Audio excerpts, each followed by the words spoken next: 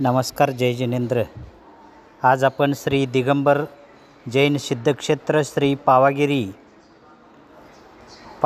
ऊन याची थोडक्यात माहिती आपण घेत आहोत। ऊन पावागिरी हे मध्य प्रदेशातील खरगोन जिल्ह्यातील एक प्राचीन आणि पवित्र जैन सिद्धक्षेत्र आहे। या ठिकाणाला ऐतिहासिक, धार्मिक आणि वास्तुशास्त्रीय महत्त्व आहे। ऊन पावागिरीला जैन धर्मीयांचे अत्यंत पवित्र स्थान मानले जाते। परमार राजा बल्लाळ यांनी 12व्या शतकामध्ये 99 जैन मंदिरे बांधली होती।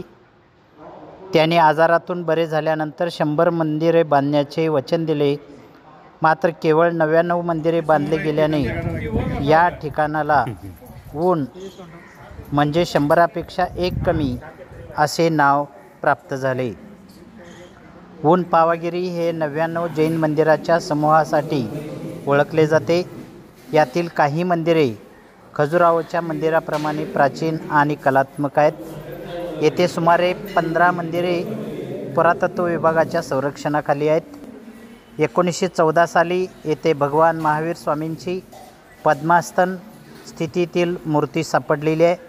1934 साली भगवान संभवनाथांची 3 फूट उंचीची मूर्ती खुदाईमध्ये सापडलेली आहे। ऊन पावागिरीच्या मंदिरामध्ये दिगंबर जैन धर्मीयांच्या 24 तीर्थंकरांच्या मूर्त्या कोरलेल्या आपल्याला पाहायला मिळतात। भगवान महावीर स्वामींच्या मूर्तीचे दर्शन हे यात्रेकरूंसाठी विशेष आकर्षण आहे। मंदिराच्या भिंतीवर कोरीव नक्षीकाम, शिलालेख आणि मूर्तीच्या विविध मुद्रा पाहायला मिळतात।